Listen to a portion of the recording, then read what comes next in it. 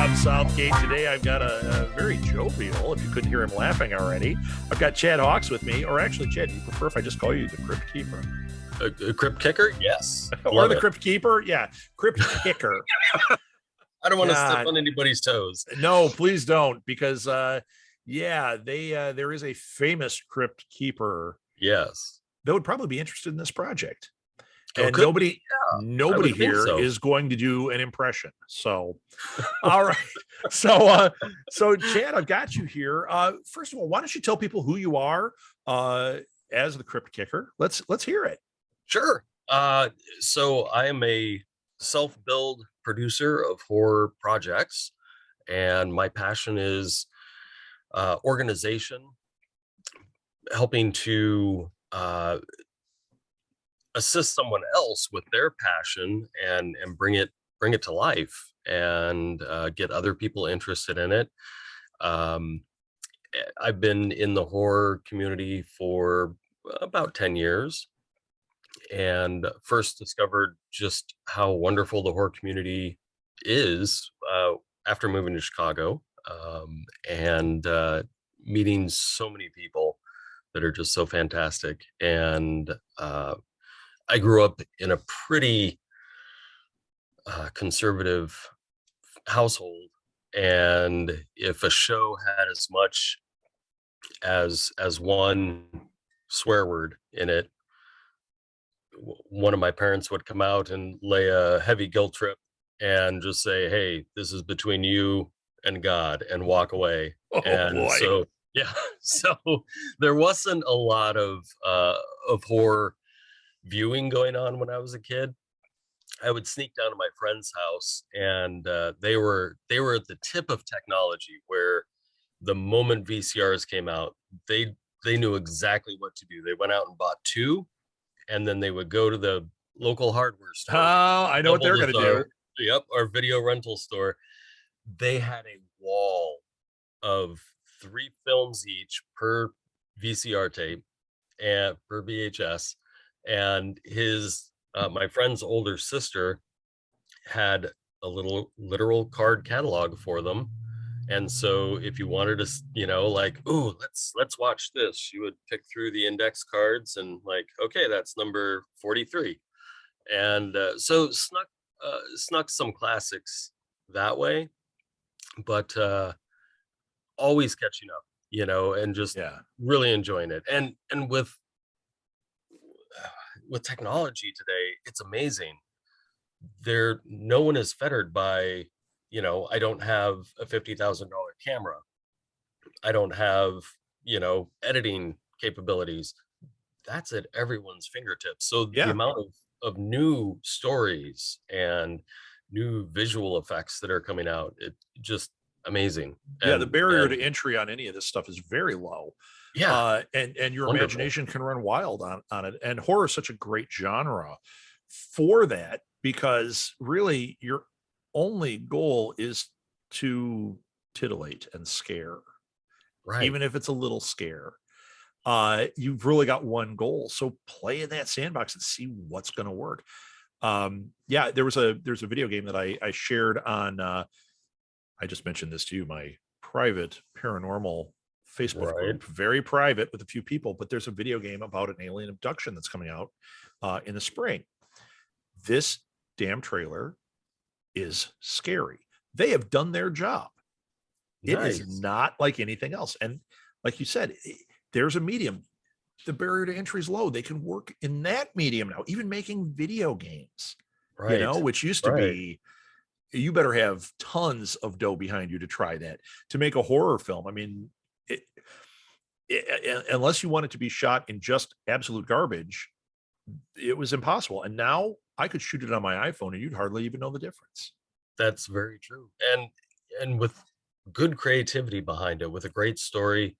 I've been tracking the horror film market throughout the pandemic, and horror films have remained consistent, if not growing, as a genre that finally, I think the rest of the world is going, "Hey, there's something here."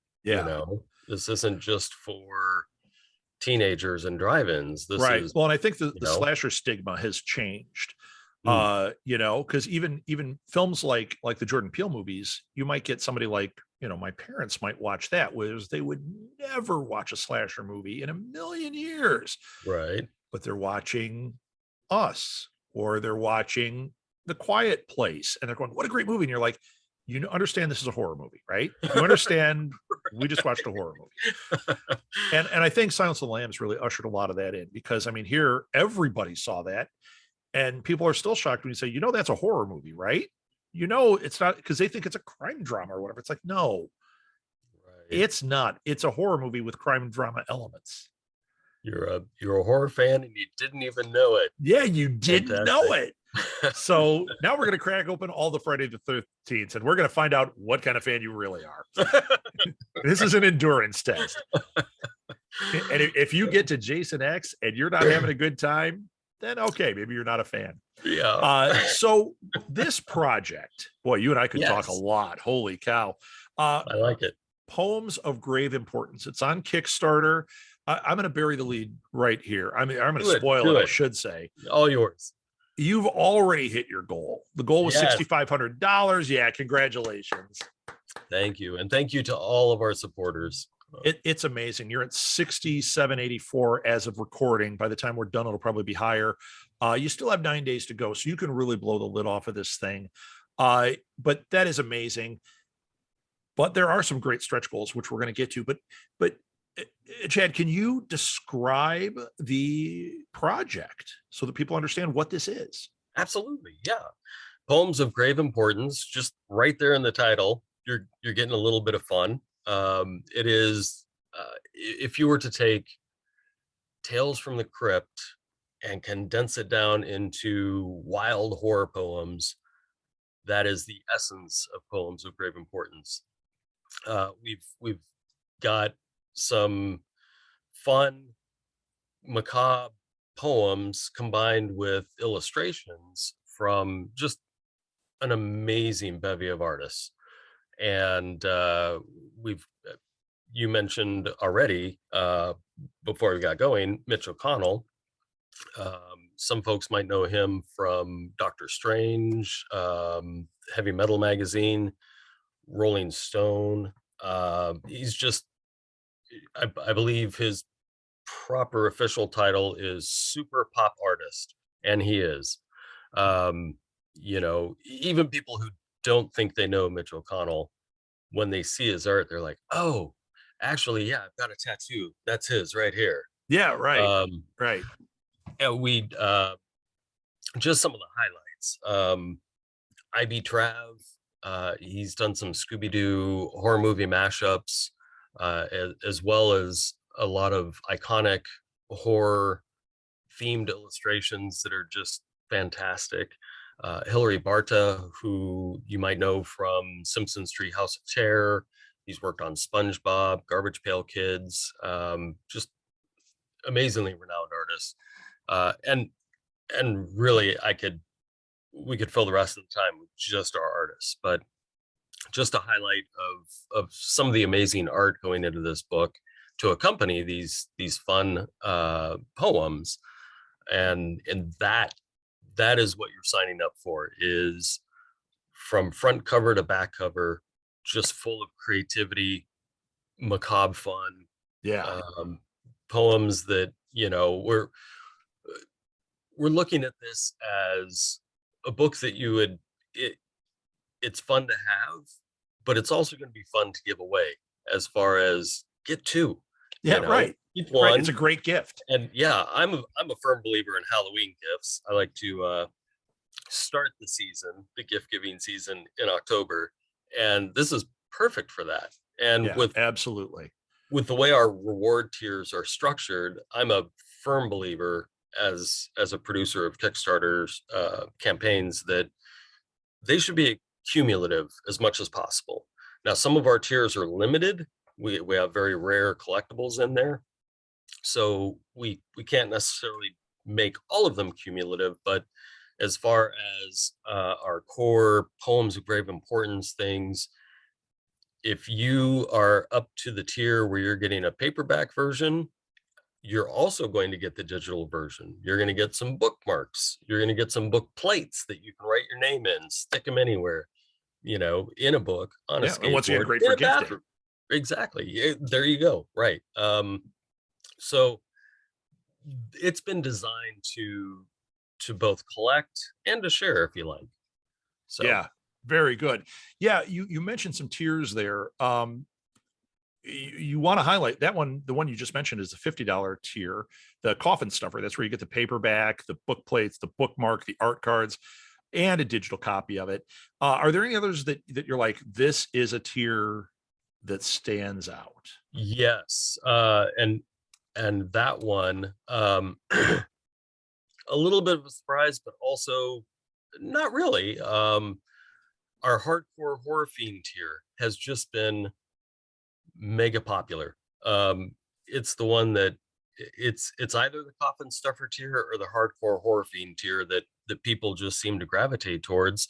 And I think it's you're not only getting the hardback version of the book there, you're also getting a Poems of Grave Importance t-shirt. Yeah. And but our tiers being cumulative, you're also going to get the paperback book from the coffin stuffer, the book plates, the bookmarks, all of these things. But there's a tier in between there, the bone collector, that you're also going to get. You're going to get a tote bag, a second copy of the paperback, Oh my and a gosh. sticker set. So gifts are built right into this one. Exactly. These are things that, while we're producing this book, part of the challenge of being a Kickstarter or any fundraising campaign producer is to make sure that your budget, you don't want to raise funds to make something and then Right.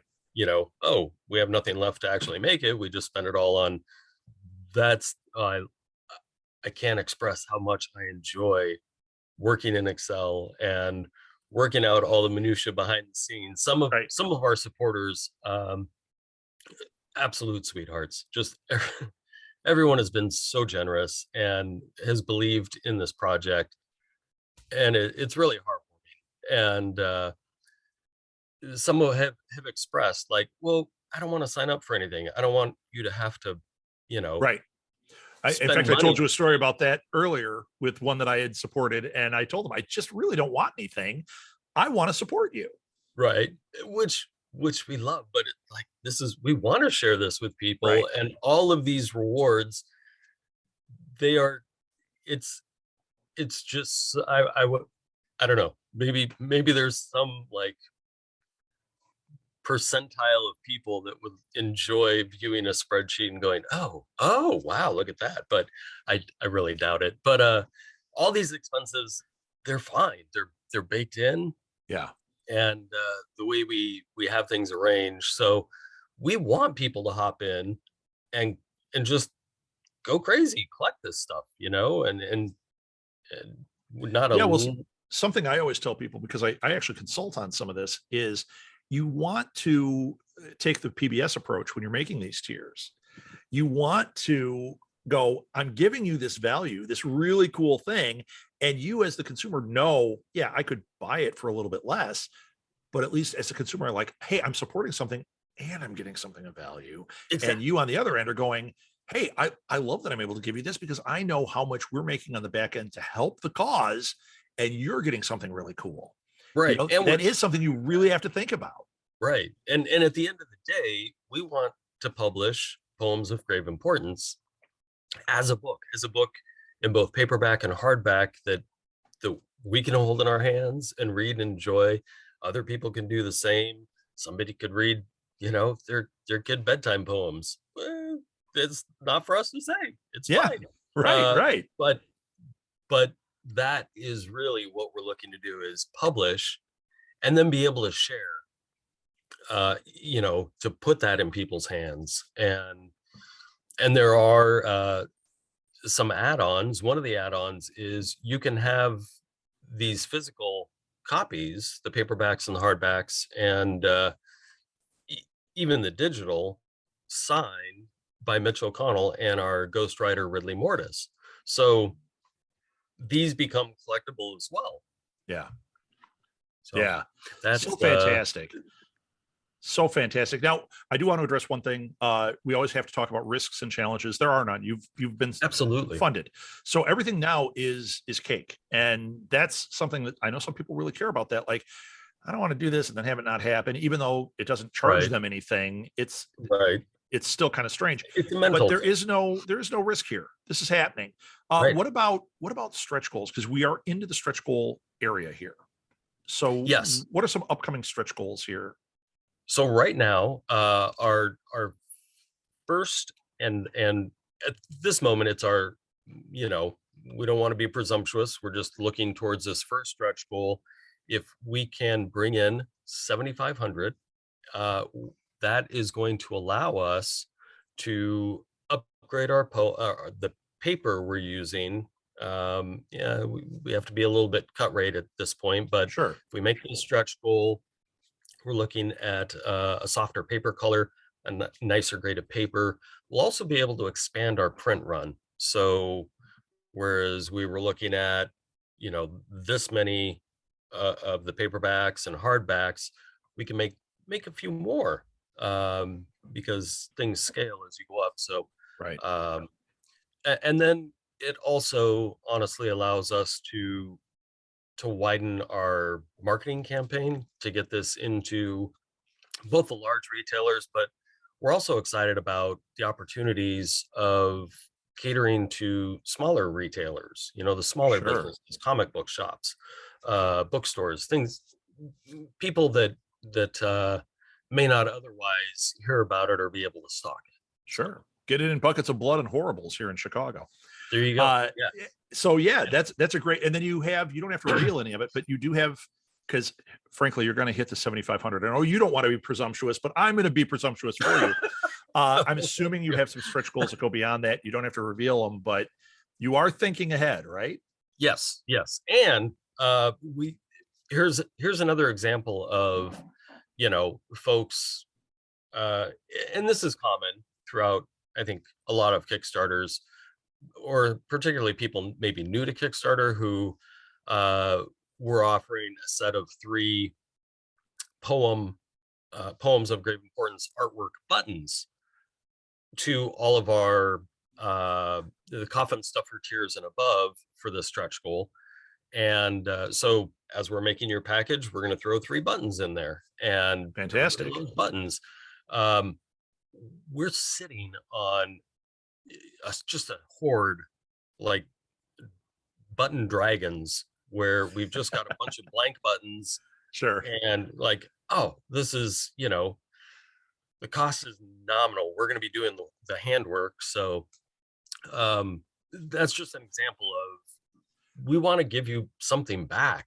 Well, and that type of button making, I can tell you from personal experience, you hit that goal. The cost is nominal. It is sweat labor or whatever, but frankly, it's also the people that are involved in the project are sitting there making your buttons, which is kind of a cool thing. To think, hey, this is right.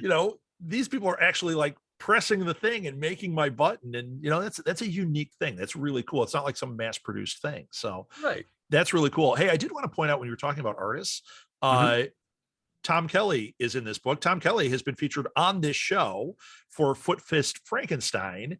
Tom is a friend of the show, friend of mine. He's awesome. When I saw his name on here, my mind all of a sudden went, oh, I can already see what's going to happen here, because his artwork is so great. And I'm sure I can't wait to see what he actually did, because Tom is an awesome guy and his artwork is so cool. So I did want to give a shout out there, because Tom Kelly was featured on here and he's still posting Foot Fist stuff, and it's so cool. And I know he's a horror guy too. So that's awesome. Chad, first of all, I know that they can find it on Kickstarter.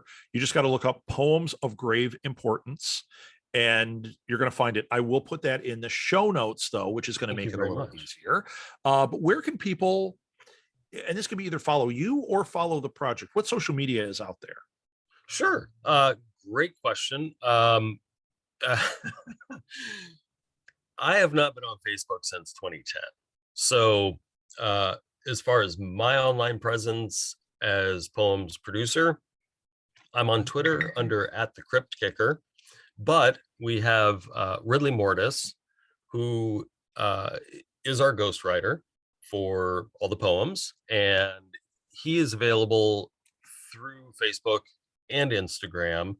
And maybe I can send you a Linktree. Yeah, that would be Perhaps. Great. Give me the Linktree and we'll put that right in the show notes. In fact, awesome. Is it Linktree/Ridley Mortis? Is that what they'd find him at? Yeah, let me double check that. Because for people that don't use Linktree, it's a great way to put everything all in one place. And yes. And when you type it in, you can just type in Linktree in the name. But if you want to go direct to it, it's linktr.ee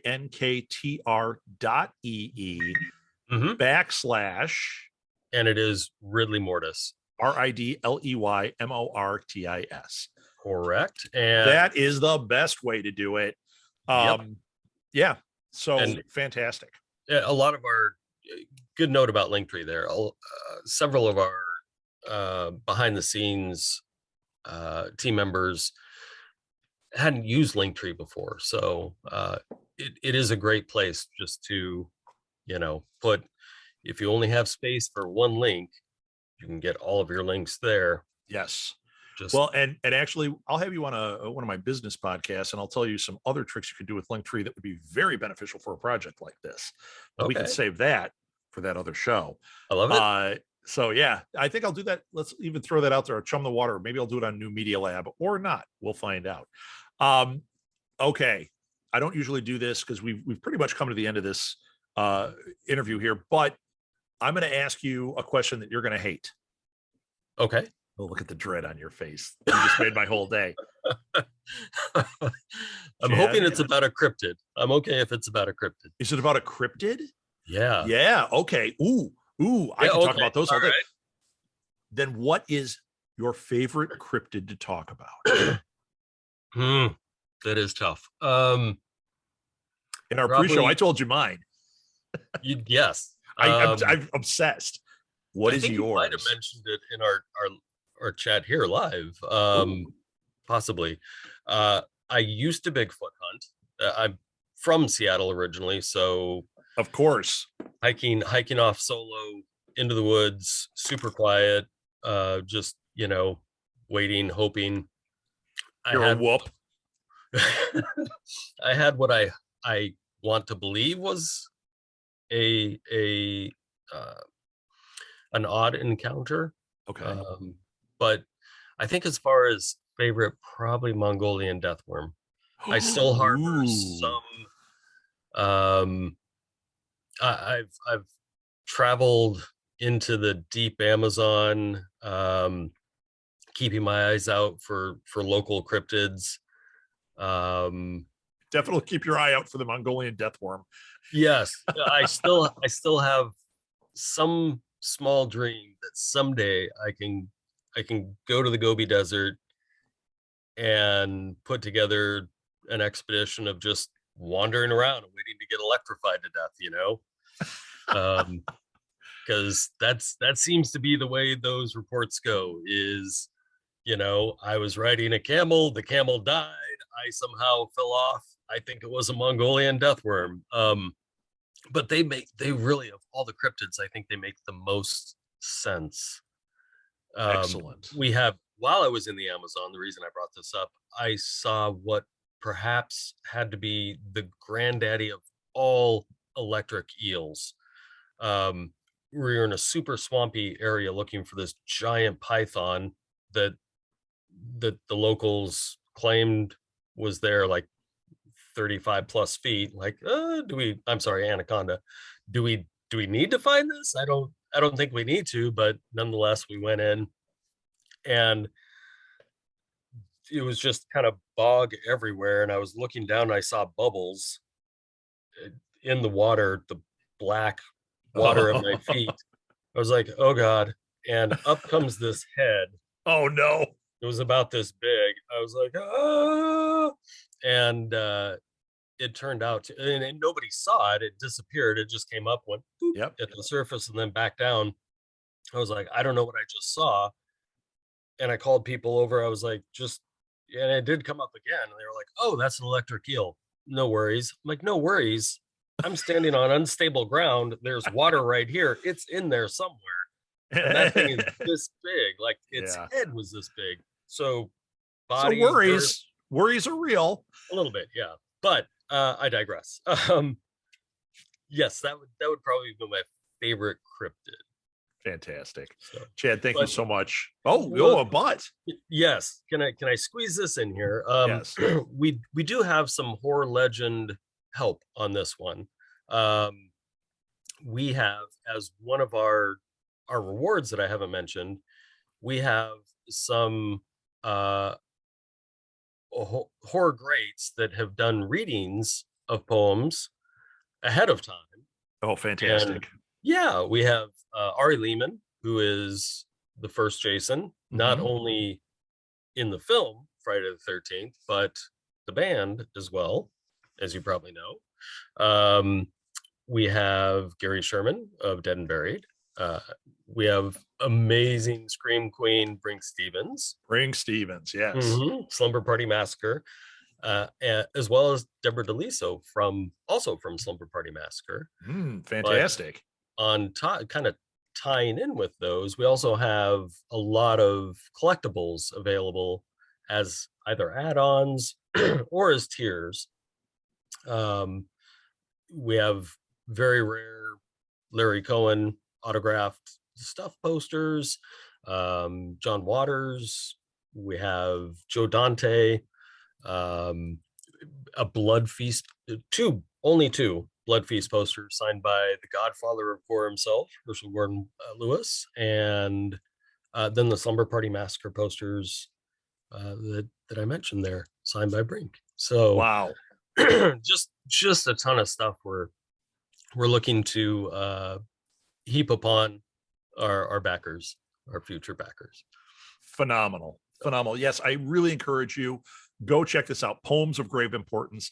Even if you're somebody who's like, well, I don't have the money to support right now, share it. You're going to have horror fans in your circle that are going to freak out over this, which is what happened here. When I was made aware, I saw it and went, this is a fantastic Kickstarter, really cool stuff. And it wasn't until I got into it that I realized how many people I knew that were involved in this project, and even today when I saw it was Tom Kelly, I'm like, wait a minute, I know Tom. Eric Eichelberger he's involved in this. He was also featured on this show for Exploit This, which is one of my favorite that we've ever done on here. So absolutely check it out. Poems of Grave Importance, share it, put it out there, let people know. And the video version of this interview is going to be shared. I believe it's going to be in your update on one of your updates on the actual thing. So if you want to see this and you want to see the CryptKicker, that's where you can do it. Chad, thank you so much for being on. This was a pleasure, and congratulations on hitting it, and future congratulations on all the stretch goals you're about to hit. Thank you so much.